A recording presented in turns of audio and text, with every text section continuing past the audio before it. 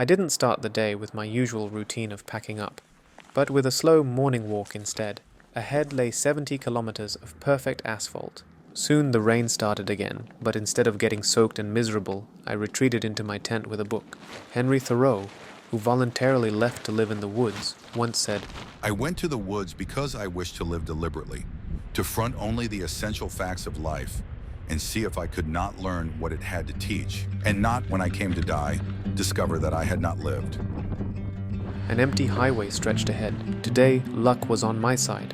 The road sloped downward, which meant I could let my mind wander beyond just climbs and gear weight. Why am I here?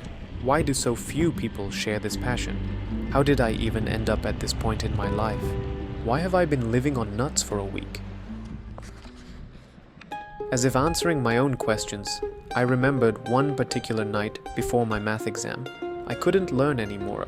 I accepted my fate of sweeping streets for the rest of my life, closed my notes, and turned on a movie, Into the Wild, the story of Chris McCandless, aka Alexander Supertramp, who left everything behind to embark on a solo journey, seeking true happiness and meaning in nature, away from society and material goods, a search for self, solitude, the road, absolute freedom.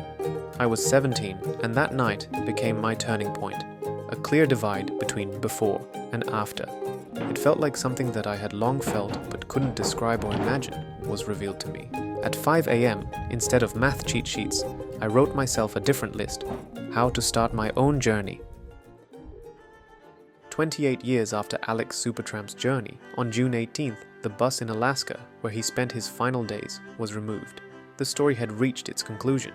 I didn't learn about it right away, but in a strange twist of fate, my own journey began on June 19th, the very next day after Chris's bus left Alaska for good. I kept pedaling. Occasionally, cars rushed past, but for the most part, I was left to myself. Sometimes I had to stop, to refill my water, restore my energy, and regain faith that nuts and dry biscuits are good food. It drizzled all day. At a crossroads, I found one of the rare open cafes. A hot meal, some pastries for the road, and a little charge for my devices. I waved goodbye to the highway and turned onto the road along the river. For the next 2 days, my path would follow the mighty Katun River, wide, cold, and turquoise. Если честно, выглядит пугающе. Darkness fell. Quiet nights were nice, but I stuck to my rule: find a hidden spot and sleep in peace.